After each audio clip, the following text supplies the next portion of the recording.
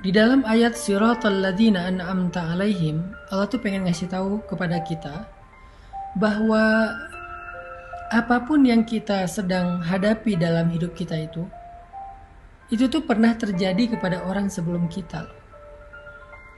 Apapun yang sedang kita alamin sekarang, itu tuh pernah dialami oleh orang sebelum kita. Masalah kita sebagai anak harus gimana kepada orang tua.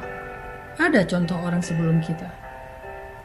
Gimana seorang anak diusir oleh orang tuanya gara-gara dia beriman kepada Allah.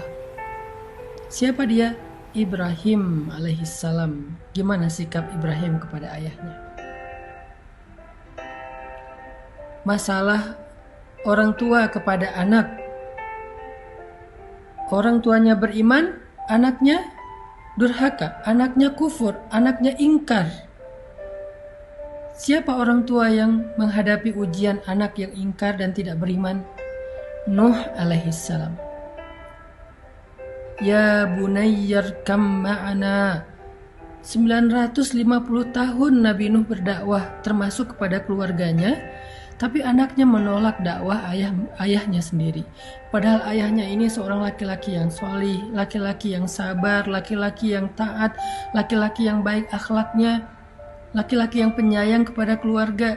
Tapi anaknya tetap aja gak suka kepada ayahnya, tetap aja membantah ayahnya. Sampai anaknya menuduh ayahnya ini orang gila, buat kapal di tengah gunung yang gak ada airnya. Dia merasa bahwa nyesal punya ayah seperti Nuh. Tapi Nuh gak pernah benci sama anaknya. Sampai ketika terjadi banjir besar, Nuh sudah berada di dalam kapal dan anaknya lari mencari tempat yang lebih tinggi, dan dia hampir tidak menemukan lagi tempat yang lebih tinggi sehingga dia hampir tenggelam. Nuh masih berharap anaknya mau ikut kepadanya dengan mengatakan, ya bunayya. Panggilan yang sangat lembut dari ayah yang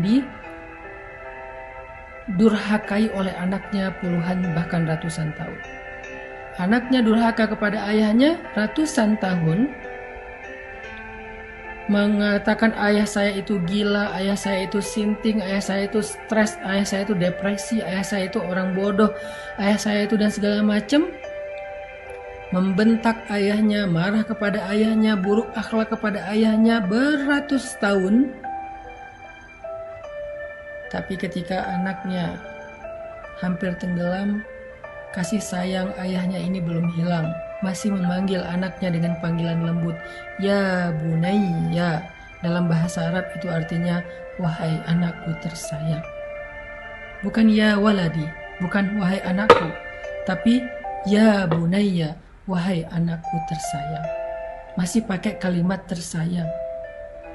Irkam ma'ana, naiklah bersama kami.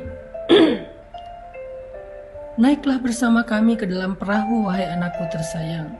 Ini contoh seorang ayah teladan yang pernah diuji dengan anaknya. Ibrahim, anak yang diuji dengan ayahnya.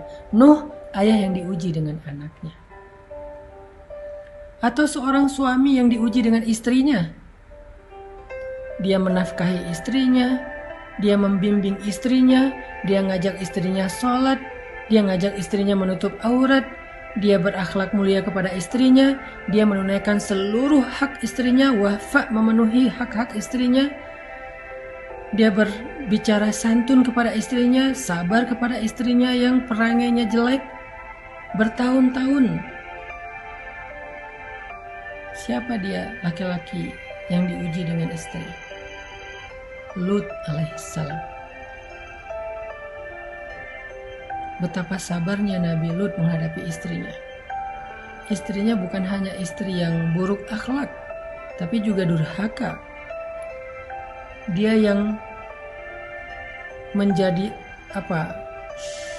biang kerok dari semua kejahatan, kemakaran, dan keburukan yang terjadi di negerinya. Dia yang menjual laki-laki untuk laki-laki yang lain, sehingga terjadi LGBT. Istrinya ini parah. Gak sholat, gak menutup aurat, durhaka sama suami, kufur kepada Allah, melakukan dosa-dosa besar. Tapi Lut sabar dan terus membimbing istrinya sampai Allah memutuskan untuk berhenti.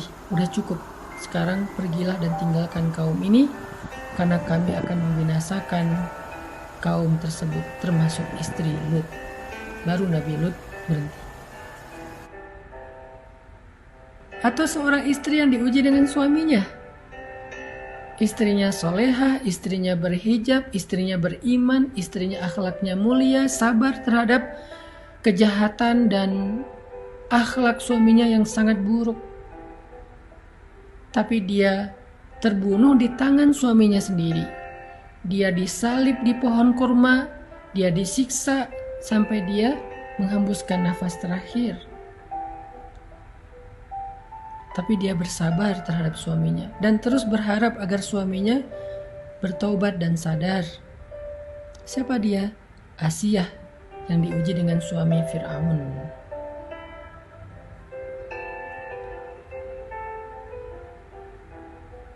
Jadi semua masalah yang kita pernah alamin dalam hidup ini, semua ujian yang sedang kita alamin dalam hidup ini, itu tuh udah pernah dialami oleh orang sebelum kita.